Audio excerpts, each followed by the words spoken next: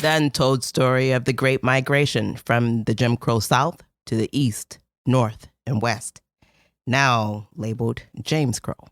The author, Pulitzer Prize winner, Isabel Wilkerson. The book, The Warmth of Other Suns.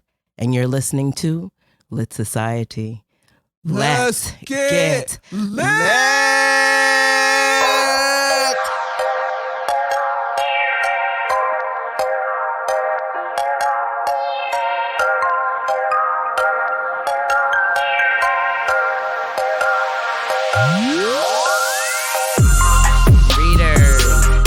Hello, this is Alexis. And this is Kari.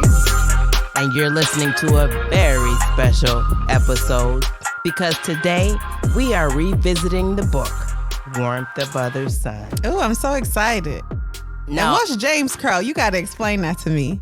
Yeah, so as I prepared for this episode, I had an opportunity to listen to a few of her interviews with other people, and she mentioned that when people were leaving, they renamed like the North and the West James Crow. So the laws weren't exactly as they were in the Jim Crow South, but they now had this new label. And so you could publicly be inclusive or whatever. Yeah, it seemed like they were being inclusive, but undercover there was that still Jim Crow, especially when you think about Dr. Foster and how he was not allowed to stay in the hotels when he was traveling to California. Yeah, so James Crow is like Jim Crow's racist cousin. Yeah, I like Same that. ideology. Mm-hmm. Same ideology. Still suffering the same. I'm so happy we're revisiting this book because this is one of those books that has stayed with me. Do you feel that way? Like out of the books we've read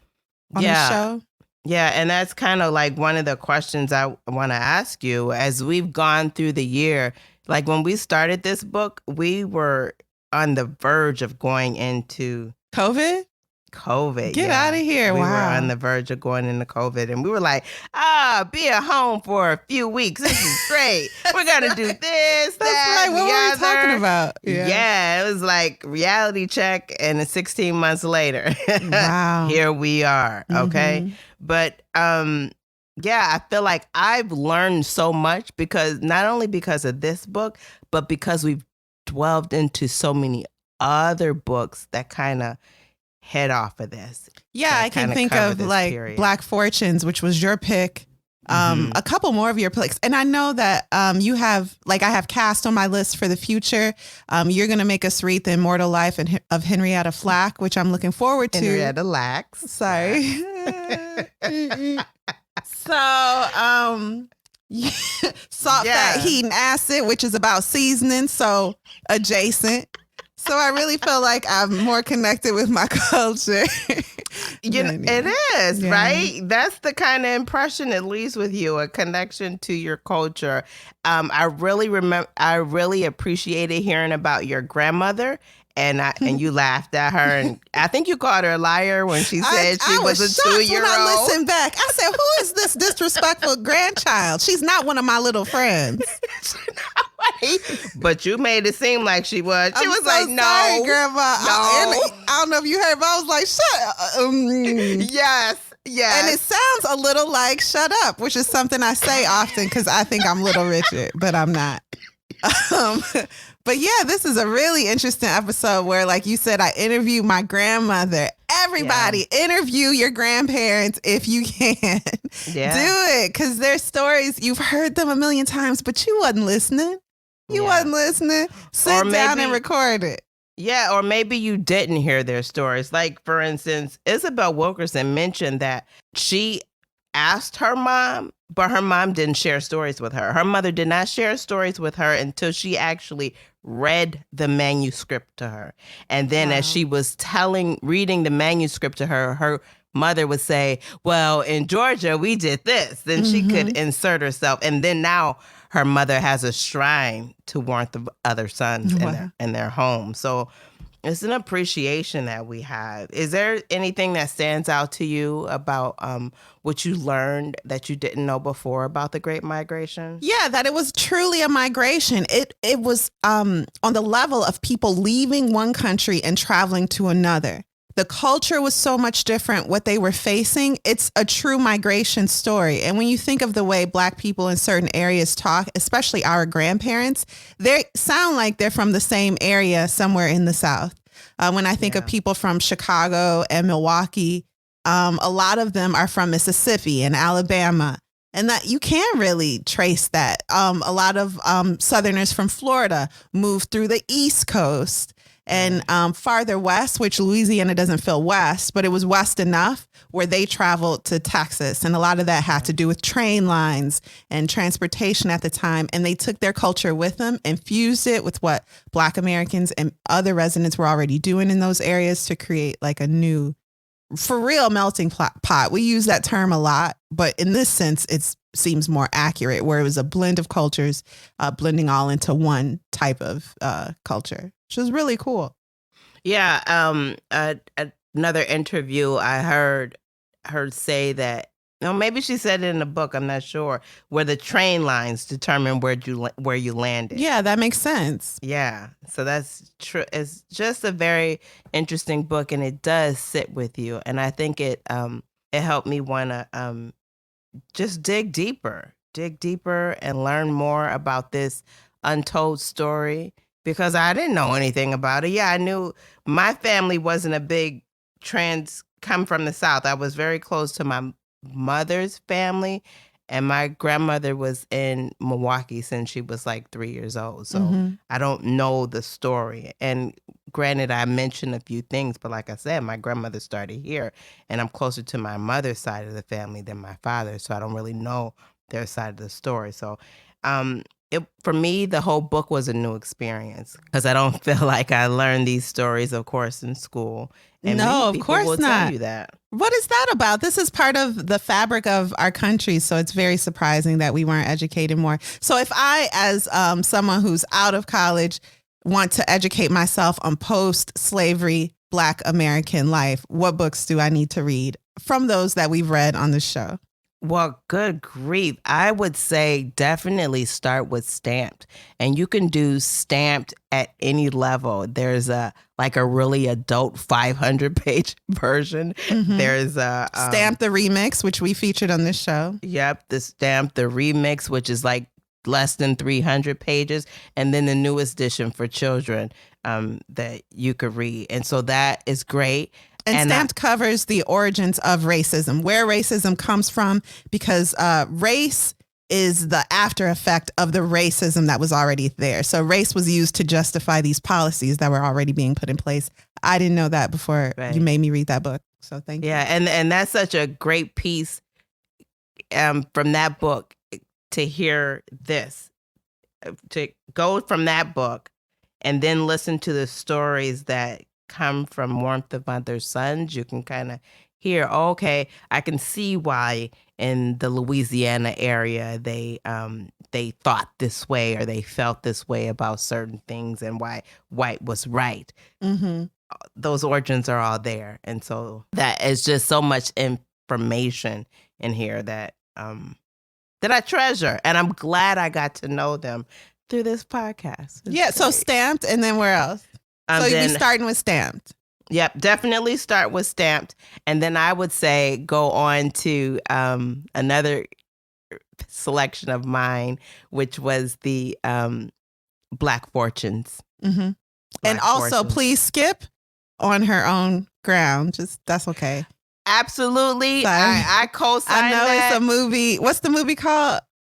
Cash Money? Wait, what's it called? I think On Her Own isn't On Her Own. No, that was the original title. Self-Made. Self-Made is the movie with Self-Made. Yeah. Skip the movie, skip the book. I'm so sorry. Just read Black Fortune. You agree? I definitely agree, because I think we talked about it after the fact, that you could not hear Madam C.J. Walker's voice through the telling of that story. So through Self-Made, Yeah. It's interesting to hear it, but I could get it. I got more of it through Black Fortunes. And that was very interesting to me. So then from Black Fortunes, I would definitely dive into Warmth of Other Sons. Yeah, Isabel Wilkerson is such an amazing writer. The way she tells fiction and has you have the reader invest it as if it's fiction. She tells nonfiction stories with such attention to detail, such storytelling skills that she makes the what am I trying to say? It's just interesting. Sorry, y'all. I'm drinking wine, which I never do on the show. There's the answer. She's a good storyteller and stuff. Okay. Shoot. She is a good storyteller. And so would you do it differently? Would you change up the wrapping? I would love to see where Cass fits in there. I'm not me too. I can't wait to read that. Where that fits in. But at this point, end with Warmth of Lovers' Sons, because that takes you all the way to Ida May's death, which I want to say was in 94. I thought it was 2000s, but okay. So... Yeah. No, I would probably just slip in the autobiography of Malcolm X. I think that's a story everyone should probably read, and that deals with more of the 50s, 60s. So that can be like a supplement to Warmth of Other Sons. Absolutely. That was on my mind too. Definitely include that. So listening to this episode again, is there anything you picked up? Have we learned from the year, a year of podcasting? Have we gotten any better? What do you think? What a good question. And I'm left stuck. I actually thought, I was like, I sound very good back there, but actually it was you that was telling the story. So I think we engaged a lot more in that story, and there's sometimes where we don't engage as much. So excuse me, I think it's just me talking with you going, yes. No. And I love that point. This is me. This is my Alexis impersonation. Yes. Absolutely. And I'm like, it's a lot of me. Okay, I'm gonna warn y'all. I'm talking a lot. I don't stop talking.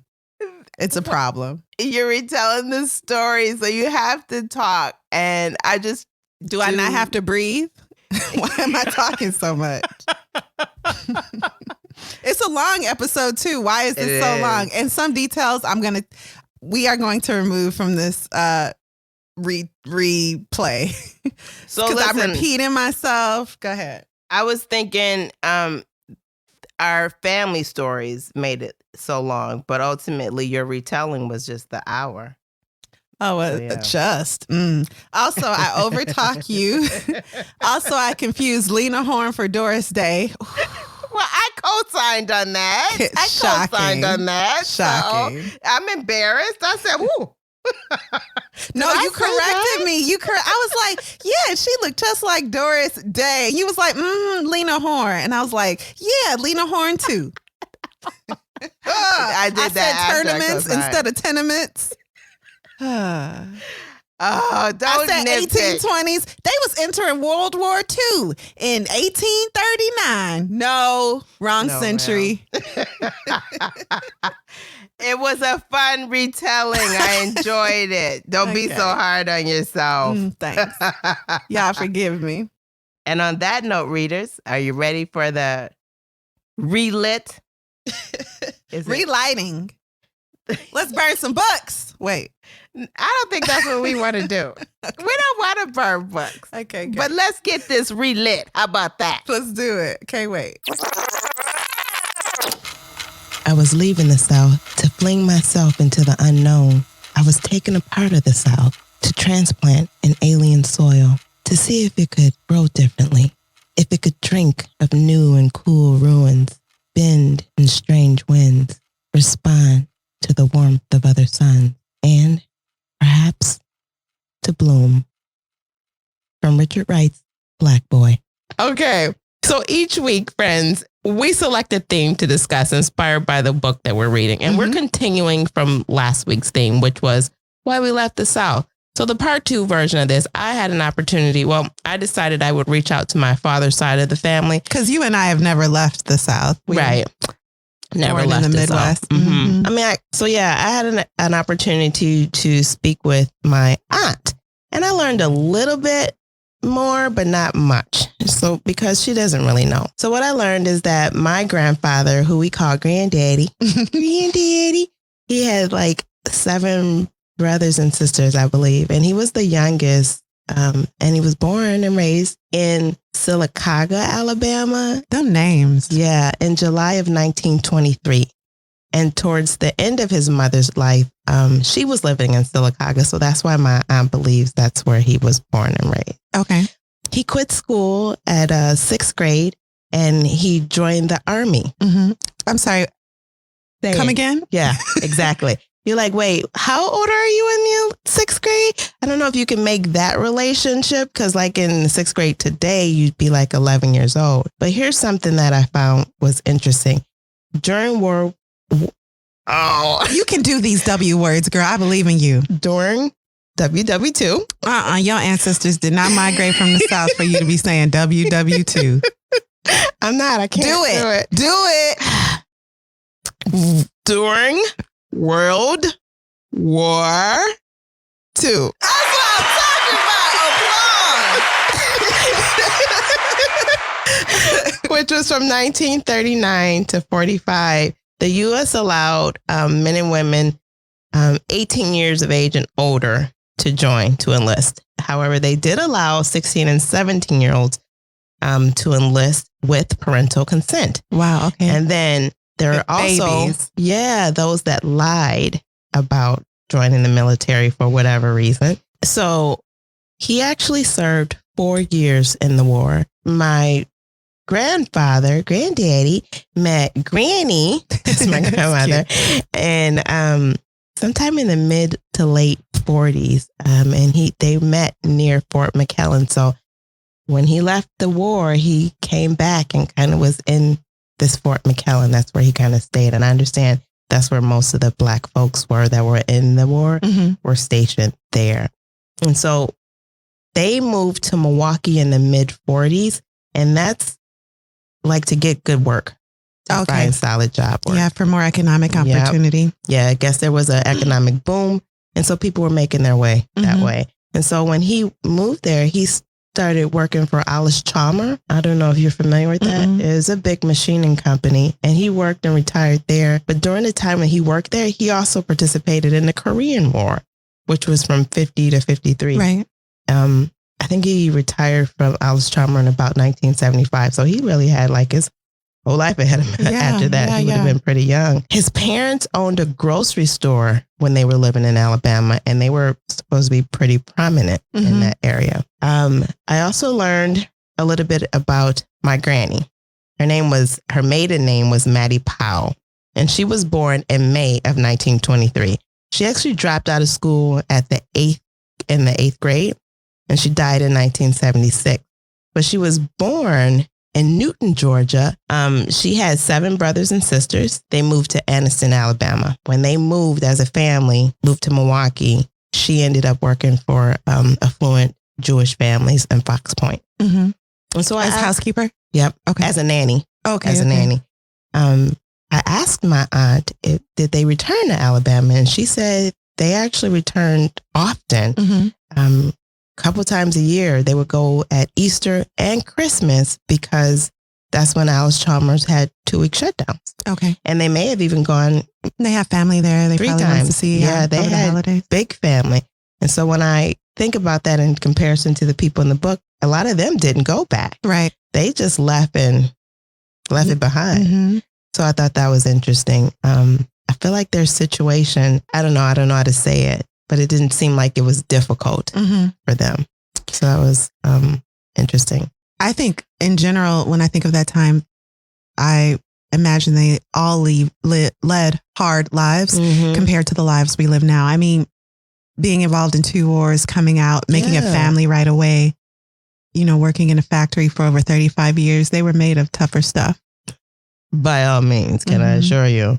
So did you have an opportunity to learn anything else about your family's migration? So you'll remember that in our last episode, I called my mom and she was like, I don't know, the South was great or whatever. I played all day. I was 6. So this week, I called my grandma and she gave me a little more information. She had a little more to say. Okay. All right. Let's get into it. Okay.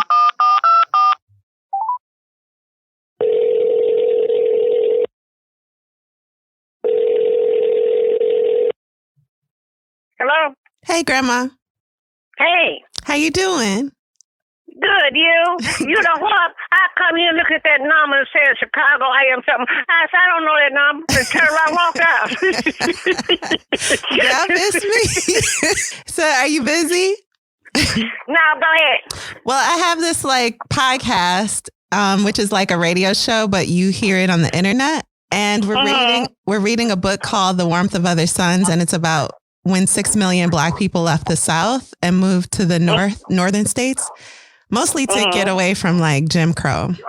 So I wanted to interview you about your life growing up in the South and what it was like for you personally, with your permission. And yeah, so if you don't mind me asking, what year were you born? 1939. Ooh, you ancient. That's beautiful. I am 81, the 17th of March. Okay. I will be. Golden brown girl. Where were you born? Oh, Lord. Do you remember where you're from? Dillon County. But you remember what state? Was it in Mississippi?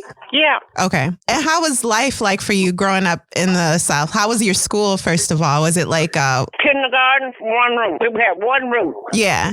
And then did you guys go to high school at that time? I didn't go to high school. Okay. My older sister went to high school. How old were you when you got married? I was 18. What did your parents do for work before you got married when you were still living with them? We were sharecroppers. We lived on a... And did you work with them as a child? Yeah. You picked cotton with your parents? Yes. What was that like? That was my first job. They started you off with a little flour sack. Wow. And how old were you? About 2. 2 or 3. They started you out early being a farmer. Child. You weren't 2 or 3 years old. Maybe like 5, right? No. About 2 or 3. 2 or 3 years old, Grandma. And you fill up that little sack, and then you give it to your mama or your daddy or whoever has it on your sack. Huh? I don't believe you. 2 or 3 years old, you could barely walk. In the South, you walk fast. You didn't play around. It's hot out there. So you learn how to walk fast, and then you learn how to pick cotton. And then how long did you work with your parents? Like till you were 18? Until I was married. I'm going to tell you, too. Mom raised us like we was in the Army, and she was the... Yeah, colonel. Yeah. All she knew how to do was go do this, go do this. Right. And you better do this. If you don't do it again, you got to go back and do it again. Oh, boy. Mom was something else. Mm-hmm. I don't think she knew the meaning of the word love. Mm-hmm. So she was the first generation in her family out of slavery. Do you think that might have made her a little harder? Well, I'm going to tell you right now, she sure could think of herself more than she could anybody else. Mm. It was hard being under Mom. Sometimes I wish I had never been born. What about your dad? Daddy was easygoing because he used to tell her, and she wouldn't pay him no attention. Okay. When you were growing up and you guys were sharecropping, you at least had enough to get by. You don't remember going hungry or anything like that? Oh, yeah. We used to go to bed hungry because we didn't have nothing in the kitchen to cook. We used to eat some awful mess just to have something in our stomach. Some old cornbread and some gravy. When it got cold, you could cut it like it's cake. Mm-hmm. And guess what? You didn't have no meat in it. You just have some grease and put some flour in a skillet and pour some water in it or some milk. Yeah, we weren't hungry. We used to just eat corn. Rochiniers, as long as I could eat Rochiniers, and I was able to go get it, we eat Rochiniers. But when it got hard, we'd eat the hard corn. And so what did you do for fun as a single woman before you got married? Whenever I could, I'd go fishing. And on the weekends, we would go to church. Mm-hmm. And sometimes Daddy would take us to different church to have singing. Mm-hmm. And how did men and women, black or white, treat you once you came of age? I mind my own business. I didn't go around saying yes and no, sir, because I didn't believe in it, so I wouldn't talk to them. So you just would avoid white people? No, I didn't do that. I just wouldn't talk to them. But they did want you to say yes, ma'am, no, sir, and all that junk. Yeah. So if I didn't want to say it, I didn't talk to them. Okay. Daddy and Mama said it. Yeah. I tried to mind my own business. Yeah. And if you push me, I'll let you know you ain't pushing me. Right. I didn't care who you were.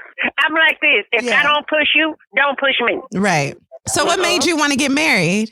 I love I told Mom, I said, I'm going to marry him. He was coming up there to see me. So he was cute. And yeah, I thought he was handsome. Yeah. And I said, I'm going to marry him. When he asked me, I said yes. And how old was Grandpa when you got married? Oh, it was 10 years between me and him. Okay, so when you were 18, my grandfather was 28, and he was coming to see about you, and you thought he was cute. Yeah, he was handsome. How was your wedding? Oh, I didn't have no wedding. We went up that Ashland to the courthouse and got married. And then what was your home like? Where did you go after the courthouse? I went to his grandmother's house. Okay. Oh, yeah, because Mama was telling me Grandma was messy. Great grandma. Oh, yeah, she was very messy. But guess what? She treated me good. Yeah. She treated me like I was her child.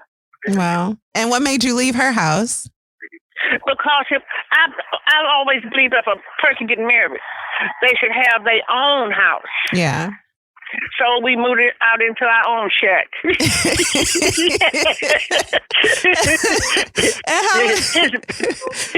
What was your first house like?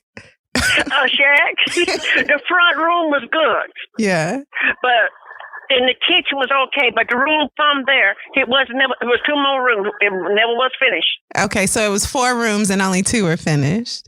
Did it? Mm-hmm. And then you had your little daughter. Well, having kids was hard back then, right? Because you're doing a lot of physical work, and a lot of women lost their babies before they were born. Yeah, I lost 4 sons there. Yeah. I'm the mother of 12 children. Right.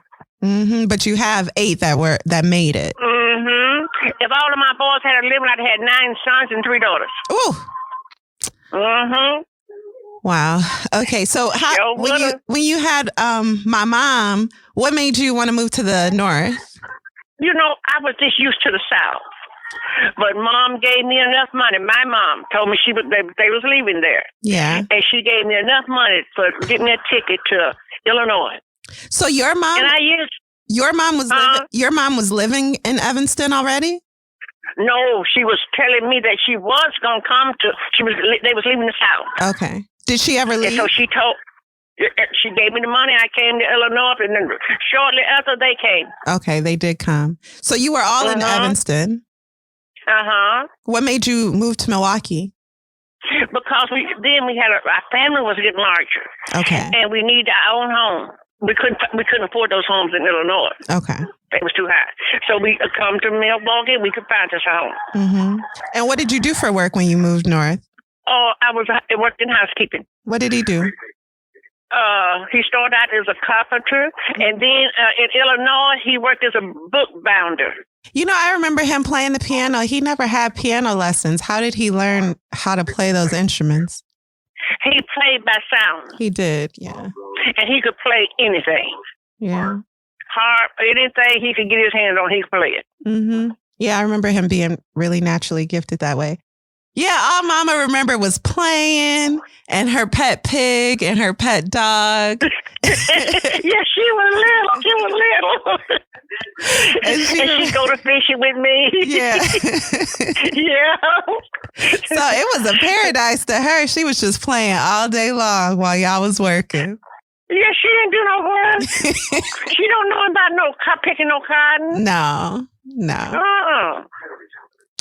So I'm thankful that you shared this with me. We'll put it on the show, and I'll come over and show you how to listen to it. Okay. All right. Well, I love you, Grandma, and I'll talk to you later. I love you too, but take care of yourself and be careful. Okay, I will. Okay, now you be careful now. Okay, I will. Okay. Okay, talk to you later. Okay. Bye. Bye. So that was interesting. Yeah. That was really interesting. So did she talk about it all? The difficulties of dealing with what do you call them? The handler? The planter? The planter. Yeah, she mentioned that her family kind of were in their cocoon. They didn't have to interact with their planter very often. From what she remembers, so they didn't have a big problem with him specifically. Okay, but the work paid you next to nothing. And even while in the South, my grandpa abandoned sharecropping for, I think, factory work before they even moved north. Oh, really? Yeah, because so the they pay could was still get the factory jobs there. He did, yeah, for a time. I don't know if the pay was that much better. Yeah. Then for him, but it was it was something more than what they were getting with sharecropping. Yeah. Pretty cool. I really love hearing these stories. Why don't we take a quick break before we jump into the part 2? Okay. All right. Sounds good.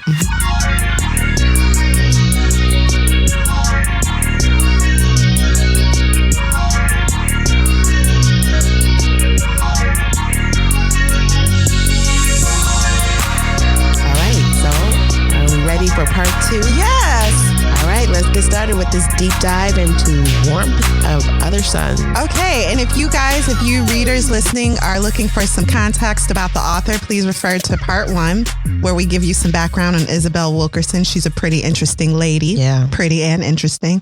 And then we also set up the synopsis for you. And there's a little American history lesson there too, if you're interested in that. Which is great and valuable information. But this is part 2 of The Warmth of Other Suns, our final part by the Lit Society podcast. Ida Mae Gladney, George Swanson Starling, Dr. Bob Pershing Foster. You remember that these are the 3 people whose lives we were following. Right. We started with Ida last week. This week we're gonna start with Pershing. We're going to start with, I'm going to call him Dr. Foster this episode. He is the Pershing from last episode. Dr. Foster, Los Angeles, April 1953. In our last reading, he was sitting with his family in Louisiana and telling them, I don't know how y'all can stay in this town with Jim Crow on your neck. I'm leaving. Right. And he made a drive solo without his wife and children to California to set it up for them before bringing them into the West. Right. That drive, he got to the point of deliriousness with his exhaustion because having entered the North and believing himself to be free here, no hotel would admit him. One hotel owner, he explained the situation to the hotel owner's wife, telling her, listen, I'm driving all the way from here. If I don't sleep soon, I'm at this point a risk to others. I am delirious. Yeah. I just need to lay down and I can't pull over on the side of the road because I'll get arrested. And she looked at him, went and talked to her husband. Her husband came out and said, listen, we're from the North. We don't believe in segregation. However, the hotels around us will report us or harass us if we take in a colored man. We're sorry. There's nothing we can do for you. That is a heartbreaking story. Yeah. Heartbreaking. But eventually, Pershing, Dr. Foster, did make his way to Los Angeles. A little note, 2 Blacks were among the 40 or so men who founded LA. The caste system in California was arbitrary and senseless. So there's no Jim Crow, but, white people still don't like Black people. Right. So some hotels may not give you a room. Some restaurants might let you just sit there and never serve you. Right. And you never really knew where you stood. So it's this awkward position where, at least in the South, you knew it was Jim Crow. But you get to the North and Jim Crow is illegal, but people still want to have their own caste system. So you never know what you're supposed to do in any given environment. Still, Dr. Foster loved the too muchness of it all. Yeah. Now remember, he originally didn't want to be a doctor. He wanted to go to Hollywood and be a star. He wanted to be he pictured himself in the Rat Pack, But things were expected of him. And he actually did love being a doctor now that he was one. Oh, yeah. Get into his story. But when he got into this big showing off environment, he was right at home. Do you hear me? This man was at home. The lawns were overly manicured. The lights were bright. He looked for an old professor from Morehouse, Dr. Beck. I really love Dr. Beck. Yeah. Beck's father had died of tuberculosis and no white doctor would see him. So Dr. Beck became the doctor that he was to ensure that no colored man was going to die on his watch if he could help it. White people called him uppity. And they even beat him one day. There was a story about how he suffered physical abuse while practicing as a doctor. When he moved to California, the palm tree in front of his mansion was set on fire. He went to court and sued the neighborhood.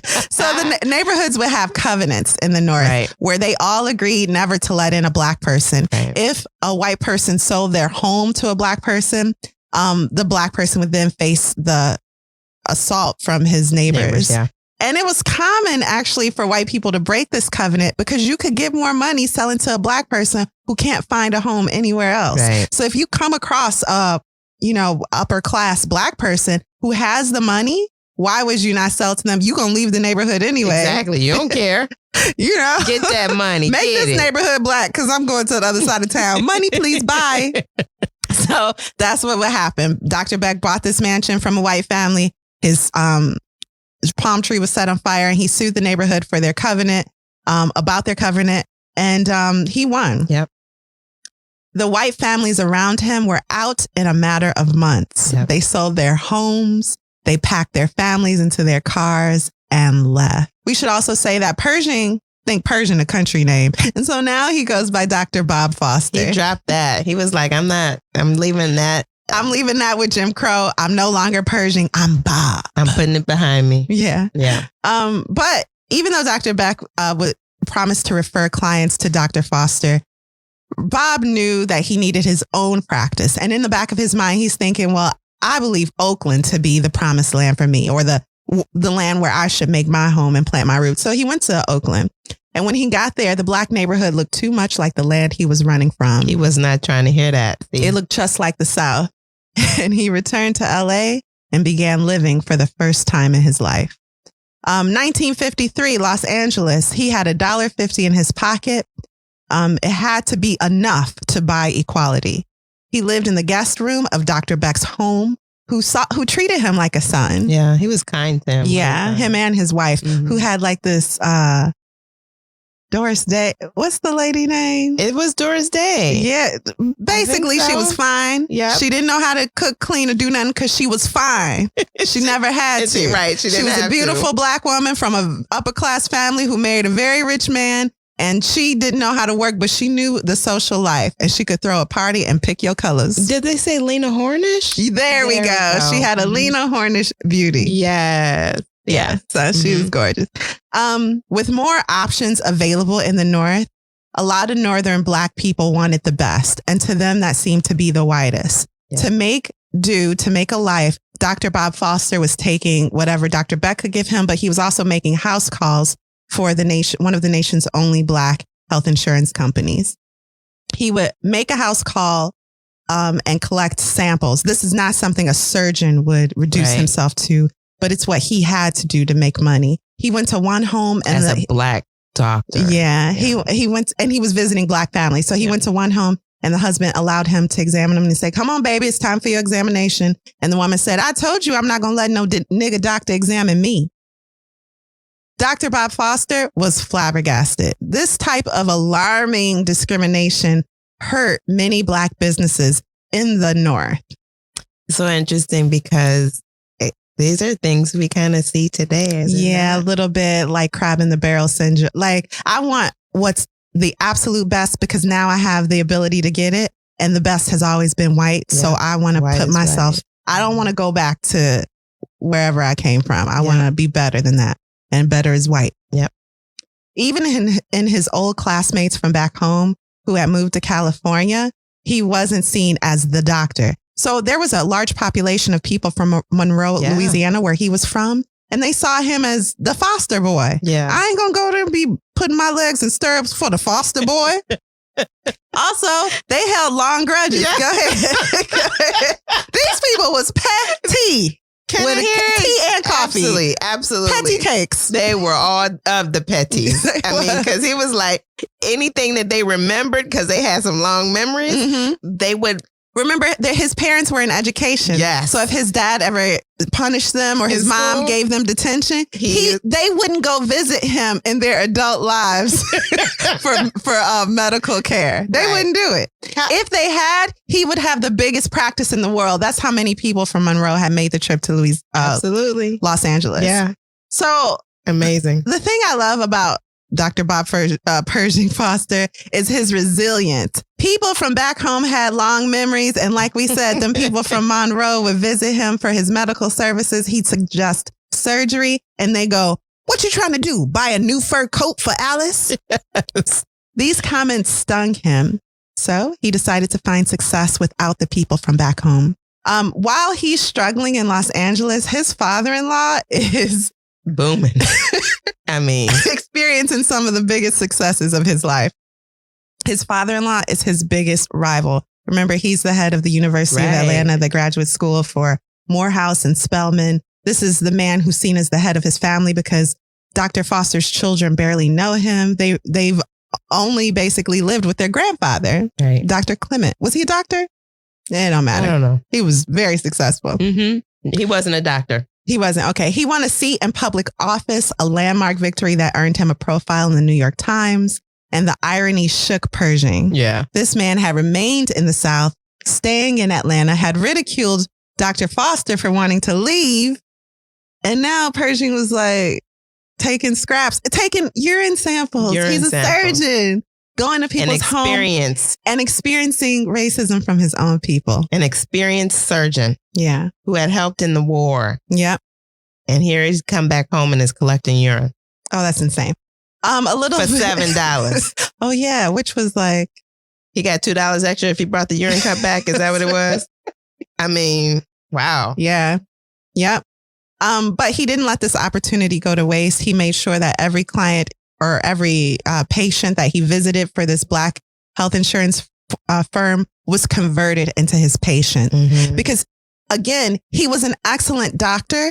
And he had this down-home bedside manner. Yeah. And then he dressed well. And he made sure he looked the part. He looked like a movie star. He was a doctor. Yeah. And he acted like he cared about you because he really did. Yeah. I think Los Angeles was perfect for him. I know. He also finally sent for his family who hadn't been with him. They hadn't been together since Austria. Okay. They had 3 girls now. And they never lived as a family. A woman promised to rent them a place only to renege when she saw his color. He found an apartment near Dr. Beck, a far cry from the Atlanta mansion his family was coming from, but it was theirs. Yeah. Alice and Pershing didn't know each other. Nowhere was this more evident than at the dinner table. She created these like new Black dishes, like Betty Crocker recipes, casseroles. Right. And he was like, where's the hog maws? Where are the chitlins? Where are the greens? All this stuff is stupid.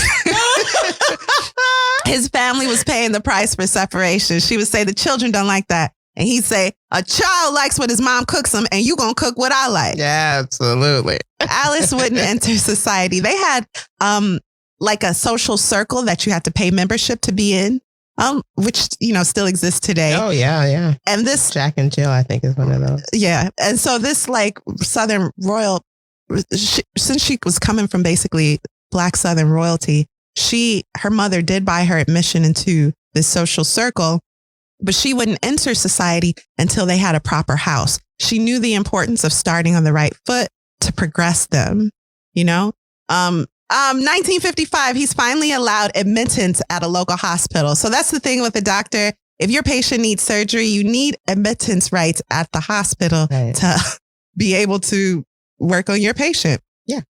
The white doctors there would discuss on Monday morning all the fun they'd been having in Vegas. Now, you may remember in the last episode, I told you, Dr. Foster likes to gamble, but he doesn't like have a problem. I'm so sorry, he does. He has a bit of an issue with the gambling. I mean, and when the white doctors would talk on Monday morning about all the fun they had in Vegas, it was a thorn in his side because he really wanted to go to Vegas, but Black people weren't really allowed in Vegas. Right. This angered him. He heard, however, that there was a Black man who had an inn and could get you in. And so he called him up. That man made a reservation for Pershing and all his friends and their wives, a total of 13 people at the Riviera Hotel. This was huge. Just thinking about it made Pershing, who went by Bob now, again, feel like a member of the Rat Pack. That was like the scene he wanted to be in. That was made for him. That was big deal. They shopped and prepared for weeks, buying the right clothes, the right hair pomade, no doubt. The wives had 3 different outfits to wear each day. They pulled up to the hotel with cases and cases and crates and trunks. Enough clothes to like clothe the entire state of California. Get them. But when they arrived, the Riv wouldn't let them in their room. They were humiliated, standing in the middle of this beautiful lobby in front of everyone with a boatload of luggage. Stranded. A surgeon and all his surgeon friends. This is stupid. And dressed to the 9. Pershing called the Black man who helped them get the reservation, and that man helped them get another reservation at the Sands Hotel. The Sands Hotel didn't have enough room for them, but told them to stay somewhere else for one night, and the Sands Hotel would personally come get them and bring them back to the hotel. It kept its word. for that reason, Dr. Foster says he has a soft spot in his heart for the Sands Hotel for treating them with respect, for keeping their word. Dignity. He and his friends had the time of their lives, and Dr. Foster finally had stories to share with the other doctors back home on Monday morning. And a place to go and gamble that money away. Still in the 1950s, his strategy of going after everyone but the Monroe people was working. Even the hospitality staff at the hospital began visiting him. He didn't let anyone go by without saying, how you doing? You know, I saw you walking a little differently today. Tell me about it. And that was one of the things, too, like when he would see you in his office, he would light a cigarette. Am I remembering this right? Yeah. Put up his feet and go, so tell me about it. Yeah. And so people were waiting hours to see him. To kick it with a great surgeon who was going to give you great service. Yeah, because he had a family practice. But he was also a therapist. And they would tell him all their stuff. I think my wife's seeing so-and-so. Seriously. Yes, everything. And bringing their kids, like, she ain't telling me what she doing. I think she pregnant. Make her tell you. And he was like a member of their family. Yeah. They really valued him. He had this wonderful bedside manner. Yes. Which really made me miss that. We don't have that now. No. Anyway, he had a way about him where he could talk to anyone about anything. And on top of that, he was an amazing doctor. He showed real concern staying by people's bed until there was a sign of them getting better. He was a sharp dresser, charismatic. People loved to be around him. And this made his clientele grow even more. Through word of mouth, he got one patient that even you, reader, may know. Ooh. Last name Charles, first name Ray. Hey, Ray. So Ray Charles became one of his most devoted patients and friend. He was finally in a position to buy a home, which he did, a relief to his in-laws who were like, what is taking so long? His wife then entered the social circles of Los Angeles and a third child was born. They named her Joy, which is a little sign of how they felt this moment in their lives. Right. Still in the 1950s, a woman calls hysterically in the middle of the night saying that her husband had cut his hand. It was Ray Charles and he had a tour to go on 1 week later. He was likely high. Remember, Ray had a heroin addiction and exhausted from riding for hours on end. He had smashed his hand on a glass table, severing an artery and a tendon. Pershing had to perform emergency surgery. Dr. Foster had to perform emergency surgery and he saved the hand of this famous piano player. That was an invaluable act as far as Ray Charles was concerned. He also followed Ray on tour, sitting in the front row for the hand. He had to make sure it didn't get affected. And I believed him. Why wouldn't we? But he being there, Right. But he was committed to his patients. Yes, and he was. Wanted to make sure, because he knew that Ray Charles was going to do what he wanted to do. And he wanted to make sure that when he did what he wanted to do, that his hand was recovering properly. He liked touching on women and, shaking gentlemen's hands. And, but one thing about Ray is he played that tour with one hand. Yeah. That man was exceptional. At one of their stops, a little blind boy hops on stage. The boy idolized Ray Charles, of course. And the little boy plays a few songs on his harmonica. Wonder who that is. Stevie Wonder. What a time to be alive. Ray Charles wrote extensively of this time in his book, his autobiography, making sure to clear any speculation that Dr. Foster was acquiring drugs for the artist. Clear my name. He praised the doctor, saying that it was Dr. Foster who saved his hand and his career. Ray Charles ended up having 12 children. Only 3 by his wife, who later divorced him. However, that third, they named him Bob after Dr. Foster. 1962, Ray Charles wrote a little ditty. He asked Dr. Foster, I'm writing this song and I want to put you in it. And Foster was like, okay.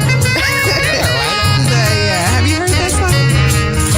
Well, I called my Dr. Foster, and when the girl answered the phone, I got a funny feeling the way she said Dr. Foster had gone. She said he left with a lady patient about 24 hours ago. I added 2 and 2, and here's what I got. I'll never see that girl no more. Well, I ain't seen her, not have my baby since that day, yeah.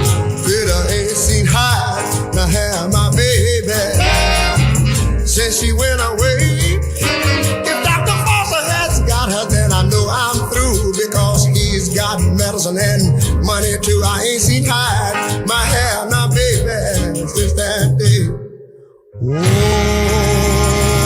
Oh, no. The song is called Hide Nor Hair. After that song came out, Dr. Foster, who was already very successful, his business boomed. More patients than he could handle filled his office. Patients would wait all day. They would make an appointment, go out, run errands, come back, and still have to sit and wait. This is when Dr. Foster is at the height of his life. But it seems like when everything is going good, something bad has to happen. His brother, Madison, was back home, still being a backwoods surgeon. But he himself needed surgery on his gallbladder. Dr. Foster did not trust the doctors back in the South, and he convinced Madison to drive to California or fly to California and get surgery at his hospital, at Dr. Foster's hospital. His brother dies after the gallbladder surgery in California. Dr. Foster never got over it, and his sister-in-law held a grudge. The people in Monroe blamed Dr. Foster and the North. That was tough. For thinking you all that, and look what happened. Yeah. So that stays with him for the rest of his life. 1967, his great rival, his father-in-law, is growing in power while Dr. Foster falls deeper into his gambling addiction. His wife is the perfect picture of a doctor's wife. He dresses her out of pride for himself. He'll go into the store, buy her 3-4 dresses and make her model them for him. Sitting down. Now walk toward me. Now turn. I mean, honey. Yeah. He made sure that dress did her right. Right. Who wouldn't want nobody like that? He said the dress would come alive when she put it on. I mean, who wouldn't want nobody that just know you that way and just like, yes, honey, that works for you. I mean, what? Right. Right. So his daughters also were in the middle of that social scene. They were attending cotillions. And while they're having all this success, his father-in-law dies of a heart attack before a world tour he planned with his wife, Alice's mom. Right, I think her name was Pearl. Down, right?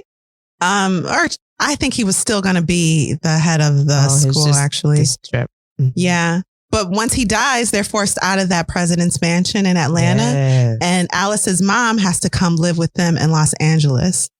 The thing is, that mansion in Atlanta had been Alice's mom's home for her adult life. And now she is uprooted and stuck in Los Angeles with them. Unfortunately, soon Alice dies of cancer and her mother, Pearl, hates Pershing's guts. The feeling was mutual. Rough. Yeah. And Pearl soon returns to the South. Dr. Foster is left alone for the first time in his life and desperately missing his wife. And he missed her companionship. He turned deeper into his gambling addiction, and it took him to Vegas for overnight shifts in large hotels that would comp his room and food, knowing that they would get tenfold in return. He'd win some, he'd lose some. He would lose other people's annual salaries in one night. He could also win that much.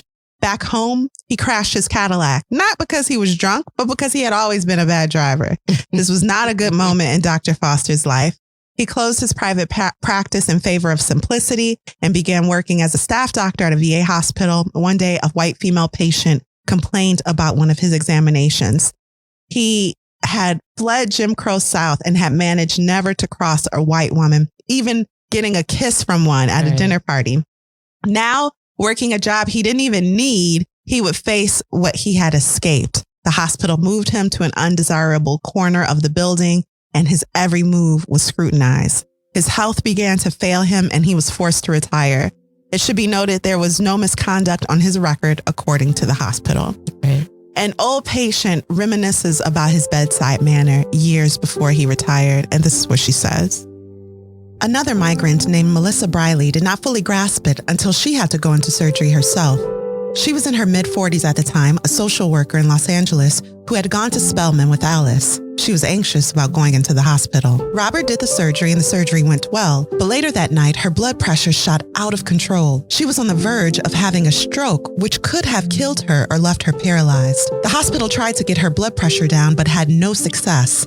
At midnight, the hospital called Robert to report the turn of events. He rushed over right away. He tried to lower her blood pressure, but he couldn't get it down either. The next morning, Briley awoke to see Robert in a chair by her bed. She was stunned to see him there. It was early winter, the quiet time of the morning, so early that the hospital hadn't brought the breakfast tray yet. He was in his street clothes and uncharacteristically wrinkled. He hadn't shaved, had bags under his eyes. "What are you doing here this early?" she asked him. He told her she had gone through a crisis the night before and that neither he nor the hospital could get her blood pressure down. "What did you do?" she asked. "Well, I got to the point I couldn't do nothing but pray," he said. He had stayed by her hospital bed all night. He had sat upright in a chair in his street clothes. Any patient he lost, he took it personally and especially hard. He took it as a sign of his own failure. So he had fought back sleep watching over this patient and praying for her to live. By morning, her blood pressure had returned to a safe range. He made sure her vital signs were stable, gave instructions to the nurse to call him immediately should there be any change. Then he left to see about the rest of his patients. He had stayed through the night, she said 40 years later, still almost in disbelief. "I woke up and there he was. That I'll never forget as long as I live." At the end of his life, he continued to see patients at his home and he'd take their calls any time of night. If medicine was his wife, then gambling, though, was his mistress. He was addicted to it. One heart attack after another forced him home and he slipped into despair. He suffered a massive stroke in the summer of 1997, fell into a coma and died August 6th. In the end, he was remembered as being a man who gave more than he got as a doctor. There were children named after him and families that would do anything for him, but his own family, his 3 girls, were distant from him. They had never known him, like Melissa Briley, the patient who was reminiscing, or Ray Charles, or any of the other people who used to wait all day in his office to see him. Yeah, they loved him. Part 2. George Swanton Starling, New York, 1945, April 15th. He didn't consider himself as part of a movement. He only saw his out from a life of being less than a man, constantly in fear of death. And that's why George moved to the North.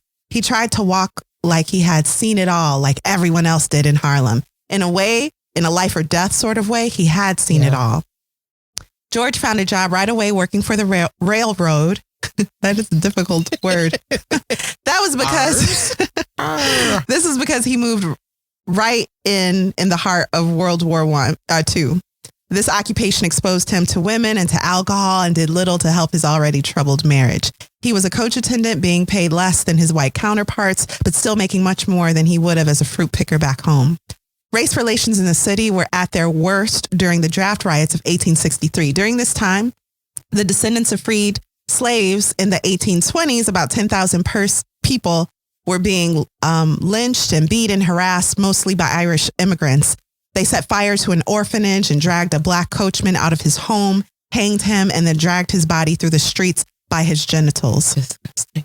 Those Irish immigrants resented the fact that they had to fight in a war that would only work to free competition for the jobs they were holding, as many of those slaves would become free looking for work in the North. This violence moved Black people farther and farther north of Manhattan, eventually to Harlem. By 1930, some 160,000 Black people were living in Harlem. And some, what are those buildings called? Tenements. There were so many people that they had to sleep in shifts. Yeah. As soon as a man woke up, someone was ready to take his spot in his bed. Authorities in the Harlem area tried measures similar to Jim Crow in order to stifle the growth of Black residents. But in the end, that didn't work.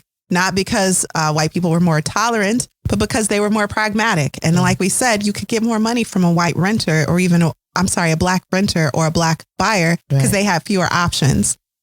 They knew that they could extract a higher amount. And so they wanted the money. Mm-hmm. A choice was before them. Do they save the neighborhood from Blacks insisting to rent and sell only to whites who were fleeing the area in droves anyway? Or would they break down and sell and rent to Black people? They did the latter. The New North. In Harlem, 7th Avenue was like the Champs-Élysées. Men and women marched through the streets on Sunday afternoons in the best clothing they could get their hands on. Mm-hmm. Elks would have their caps and batons, fox stoles, ostrich feathers, big hats.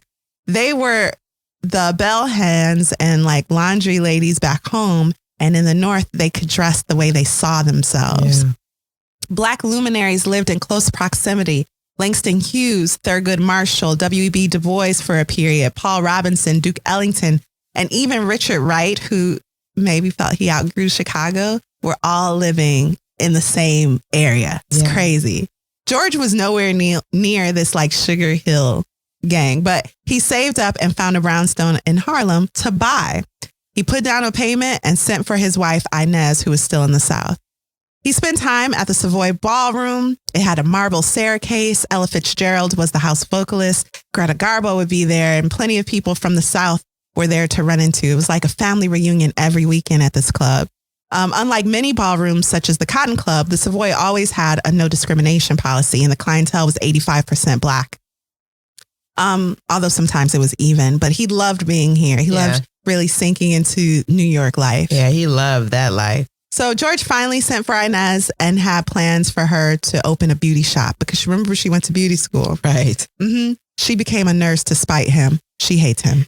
I mean, their relationship, though. New city, but their marriage had the same old problems. Mm-hmm. After 8 years of marriage, Inez and George had a son. George was ecstatic. They named him Gerard. Yeah, I think so. Something like that. Yeah. But he needed to return. George needed to return to the railroad to take care of this growing family. Yeah. On the railroad, he acted as a guide for Southerners entering the quote unquote promised land. They didn't tip him, but they'd pay him and maybe the fried chicken that they brought aboard. He was already paid a low amount that was supposed to be supplemented with tips. So it was hard getting by. One man boarded with a trunk so heavy that George fell when he tried to lift it. The man said it was full of clothes, but on the turbulent train ride, the locks flung open and sweet potatoes flew everywhere. The man goes, hey, you got a flashlight? And George goes, I ain't got a flashlight that'll stay bright enough for you to pick up your clothes. I need my flashlight. Sorry, man. He brought a trunk full of sweet potatoes. The other 51 passengers were laughing and collecting themselves, collecting for themselves some delicious potatoes. Woo! Can you imagine? Nope. So George was in New York for 6 years before the South caught up with him. An old acquaintance from his substitute teaching days had run into trouble. His name was Harry T. Moore. Oh, yeah. He was the NAACP's chief organizer in Florida, a risky volunteer position. He'd used that position to investigate lynchings and unequal pay. One case in particular spurred him to action. A young Black boy sent a young white girl a Christmas card. The girl showed it to her father, who gathered a posse, went and found the boy, and made that boy's father watch while they tortured and drowned him. Mm-hmm. Moore began acting even more fervently. Moore had only met George once, and they shared that anger at the injustice faced by especially colored children at that time. July 16, 1949, Groveland, Florida, a 17-year-old white woman accused 4 Black men of raping her and attacking her husband. One of the men was already in police custody during the alleged incident, but it didn't matter. He was still considered a suspect. Authorities killed one suspect before he was even taken to jail. Tensions were so high that 350 residents of Groveland, Florida had to be taken to Orlando. The suspects were beat with rubber hoses. Black residents had to be taken to Orlando. The suspects were beat with rubber hoses in police custody. The man chosen as the lawyer said he had no desire to handle the case. 2 men were sentenced to death. And the one man that was already in police custody, he was given life in prison. So they had mercy on him, quote unquote. Mercy. Right. Moore put pressure on the courts by sending letters to the governor, the FBI, the U.S. Attorney General. A second trial was granted. The sheriff of Groveland, Sheriff McCall, decided to move the men for no explainable reason, handcuffed together, to another prison. The sheriff loaded them into his personal car. He said that during the process, they attacked him and he was forced to shoot them dead. They were killed by the sheriff, or seemingly, while still handcuffed together. Criticism poured in from all over the country. Anger only increased when it was found out that one of the men lived, pretending to be dead just so the sheriff would stop shooting at him. Moore called for an investigation and removal of the sheriff. In the background, the NAACP isn't looking too kindly on Moore. They're sick of him for other reasons. And he was voted out. The sheriff and the lawmakers around him, the white people, had no idea this was happening. But because of it, Moore lost the backing of the NAACP. One night, a bomb went off under the bed where Moore and his wife slept. They both died. It was discovered that the Klan was behind the attack. However, they all said they were at a barbecue together the night that it happened. Of course, no one was ever charged. Accountable. Mm-hmm.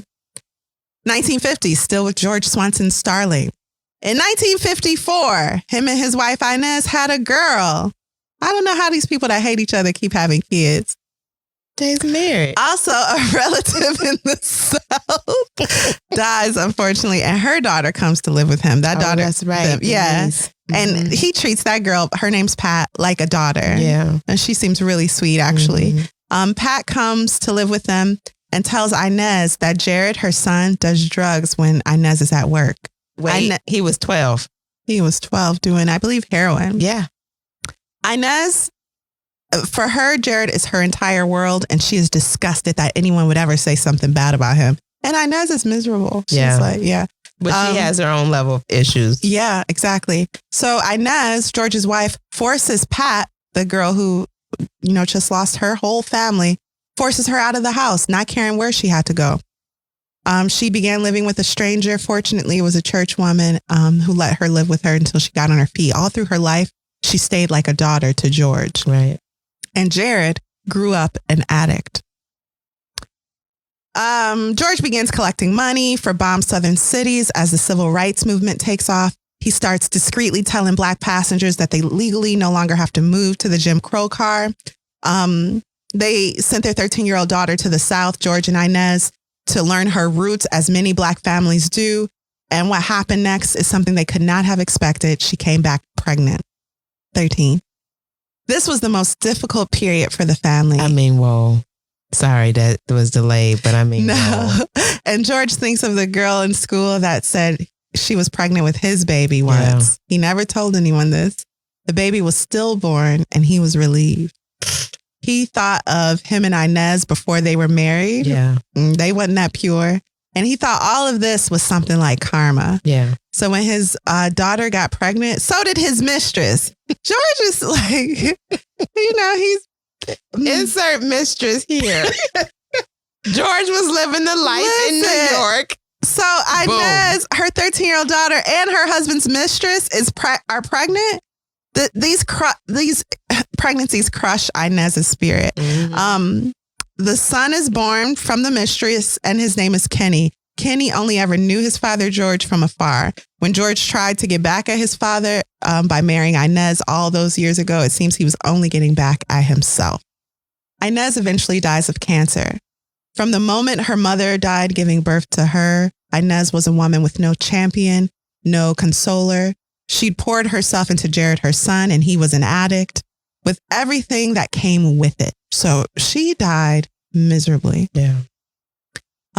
George's kids returned to Florida, which felt like a slap in the face to him when they became adults. His daughter moved to Eustis, where he came from, of all places. How? Why? Of course, it was a totally different environment at this time, but he just couldn't see how he had sacrificed so much to give him all the opportunities of the North. They grew up and went to the South. And he didn't feel like they valued.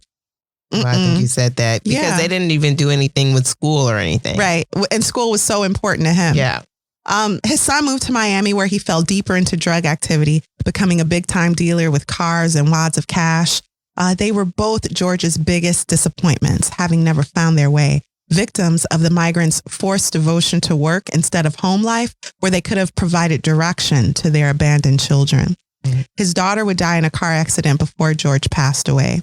George slipped into a coma after a bad fall one evening.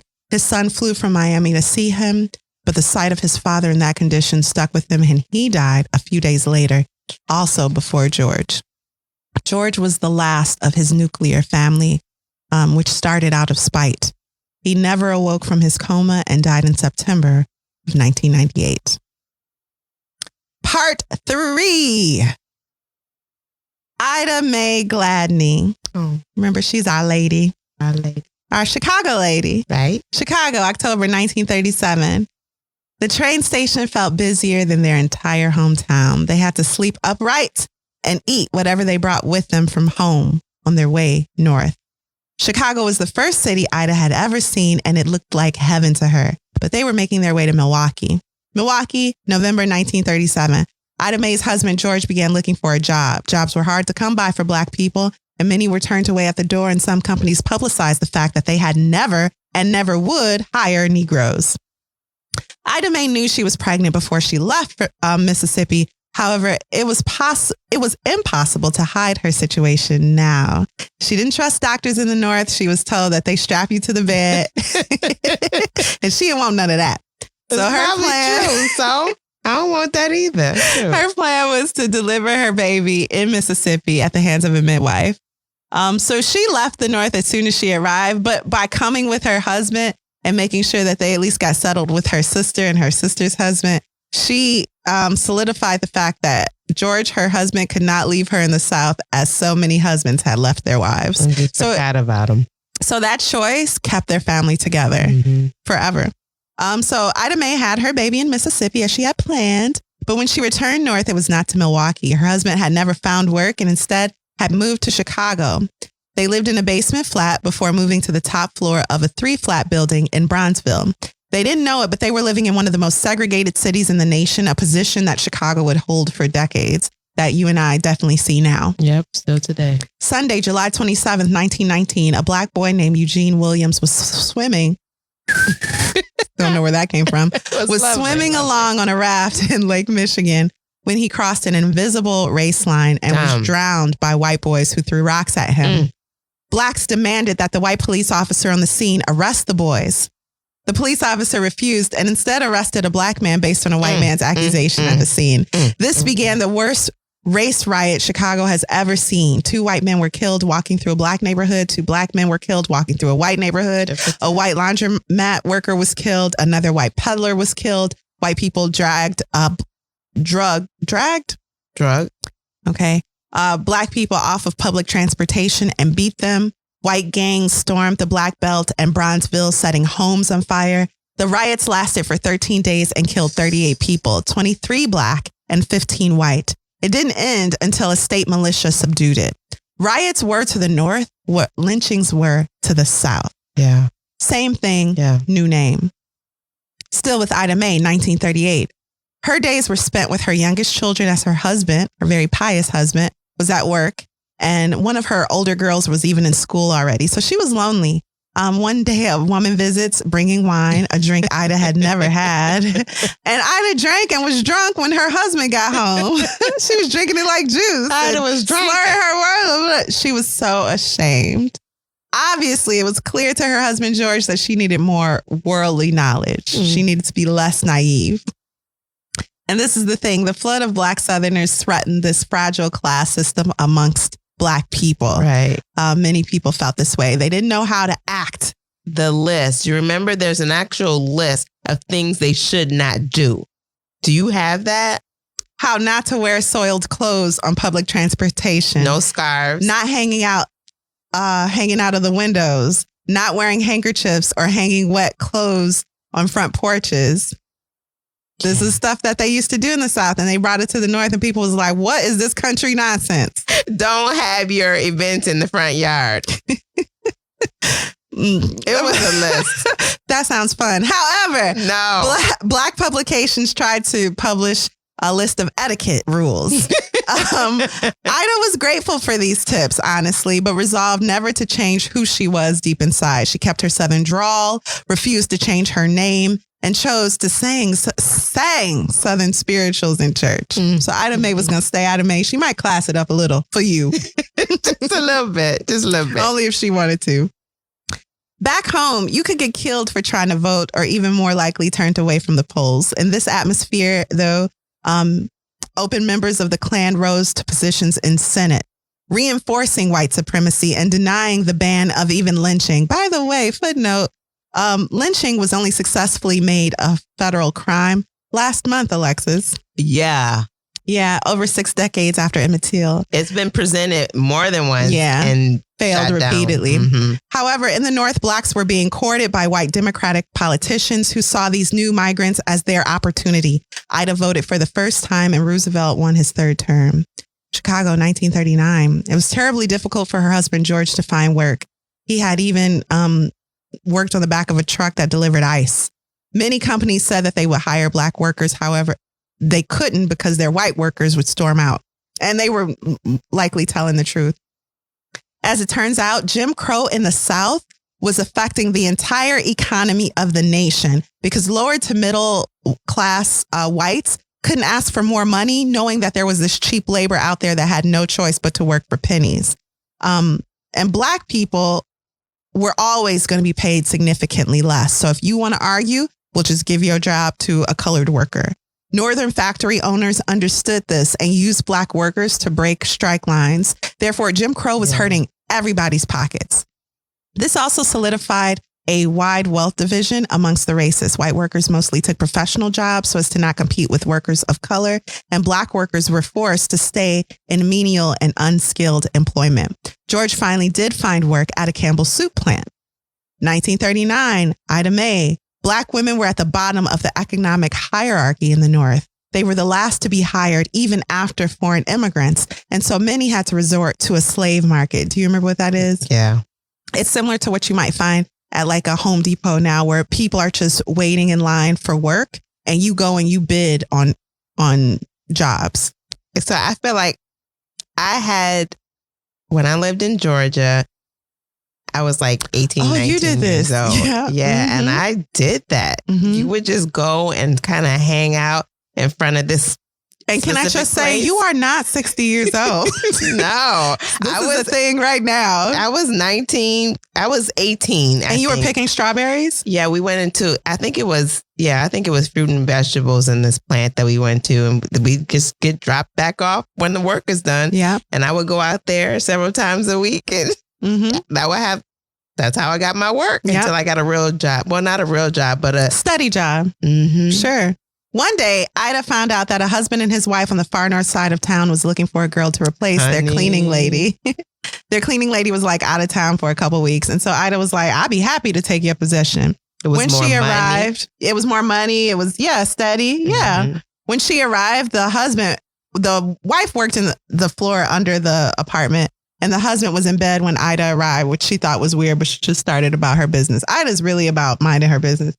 I like her. Yeah, me too. I like her a lot. Minding my business. When the man came out of his room, he propositioned Ida Mae. So the man comes out of his... What you say now? I know. It's shameful. Very the man shameful. comes out of his room and he's like, the other girl just stays in bed with me all day. And then I'll clean the apartment when she leaves. Yeah. You can do that while she out of town. No. Ida Mae stiffens up and said, I'm here to clean.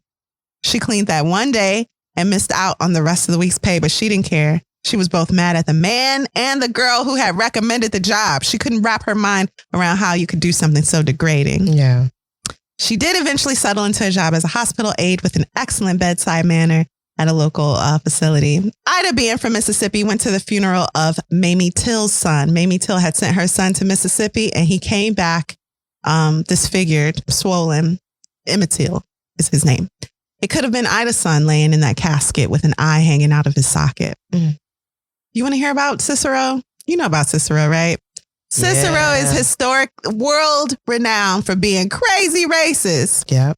Until eventually it succumbed to its own corruption and all the racist white people moved out and all the mostly Hispanic immigrants moved in. And so now, it's just Cicero. But look up Cicero. It's crazy. Moving on. Yeah. 1966. Movies about it and stuff. Yeah. There's so much information out there.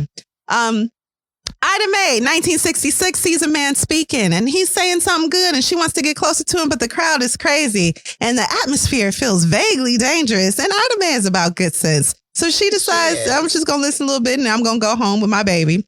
That man was Dr. Martin Luther King. Say it again. Yeah. He was a celebrated and awarded leader of the civil rights movement. And unlike Jim Crow in the South, King was in the North now fighting a feeling. It's so difficult to do. It was a tougher dragon to slay. In some ways, the North was even more violent than the South at this time. 1967, nearly 30 years since moving north, Ida and George felt like they still hadn't settled. They were renting. They didn't own a home. And they found one eventually in South Shore, which is a delightful white neighborhood. Within a year after they moved to the South Shore neighborhood, it went from mostly white to mostly black. She said she white woke up flight is what it's called. Morning, and they was just gone. The house was gone. Someone had actually moved their house and across the street was just land and like a hole. That was Due to its beautiful architecture, Hyde Park was one of the rare neighborhoods that truly integrated. You might know that Barack and Michelle had a home there. Whites didn't want to give up those homes, and they were too heavy to just pick up and move. Okay, so Ida participates in the neighborhood's regular meetings with local police and aldermen. And in these meetings, the old school migrants share their gripes with the local prostitutes and drug peddlers. During one of their meetings, a young senator joins them. This is rare because the only one who really cared was the alderman, and he was getting like publicity for it. He came with a crew. Yeah, with media. Yeah. So this young senator shows up. The man's wife, whose parents were migrants, grew up in Ida's South Shore neighborhood. It was unusual for senators to participate. And he especially was unusual because he came without cameras or media, like we said. He gave them his contact info and told them how he could help, how his office could help move things along if needed. He left and they thought, well, he's nice. Back to business. That was Barack Obama. And he would become 10 years later the first Black president of the United States. Right.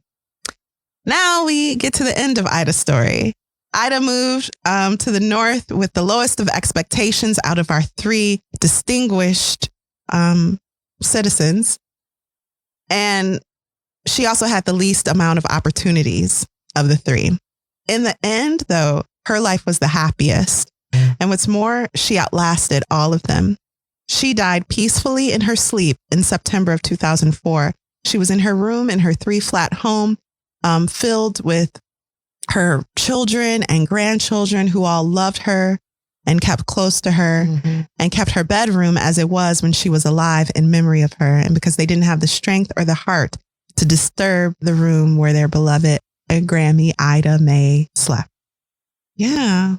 So that's Warmth of Other Suns. Can we take a break? Yep.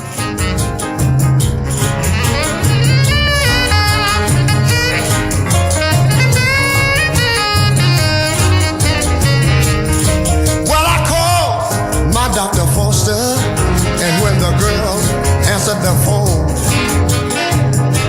I got a funny feeling the way she said Dr. Foster had gone. She said he left with a lady patient about 24 hours ago.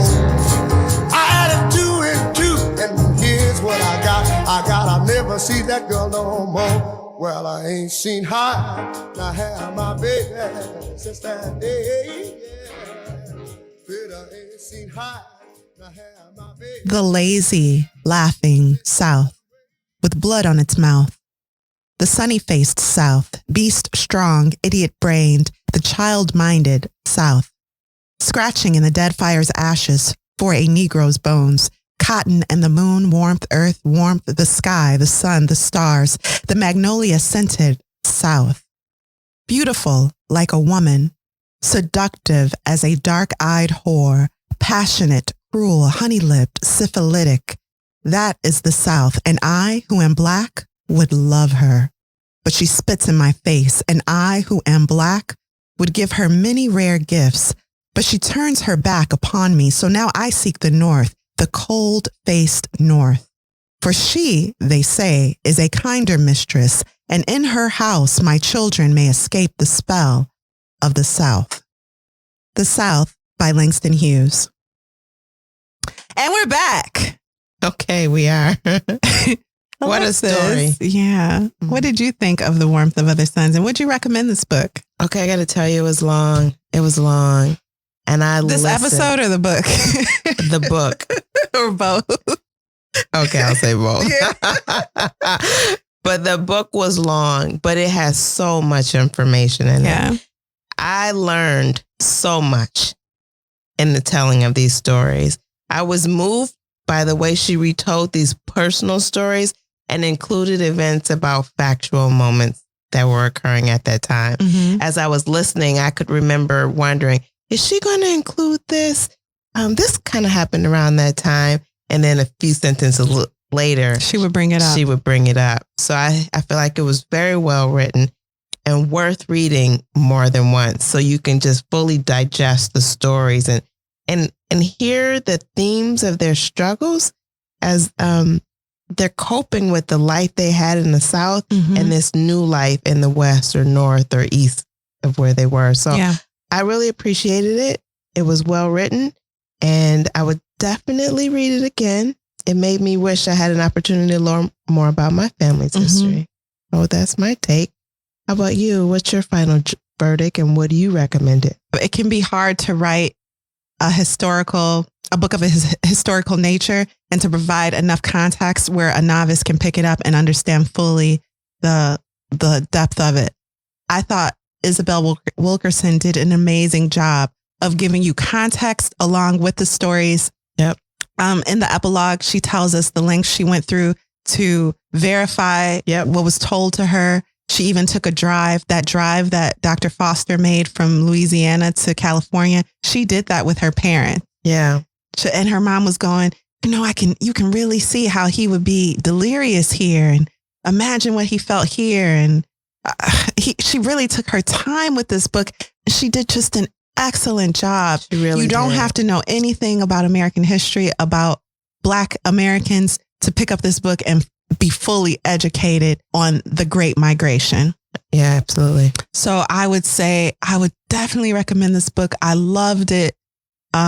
It's one of my favorite books that we've read. I can't think of one I love more. I love this. I love this. These stories will stay with me. Mhm. Ida Mae reminds me so much of some of the women in my family. Yeah. I loved it. I love this book. I was really proud of our show when we went and found the song that Ray Charles wrote in dedication to, Yes. and I like that song. That could go Yeah. now. I like his voice quality, everything. I was thinking about all the poems that are in the book. Yes. They're and your really voice great. reading poetry, chef's kiss. Nah. So I was thinking about the way you read I think you read the last poem, and I just really enjoyed that. That was really great. No, This those great poems are poetry awesome. throughout this Yeah. book. Mhm. And I was trying to look through and see, but I love the way warmth of other suns, that actual poem.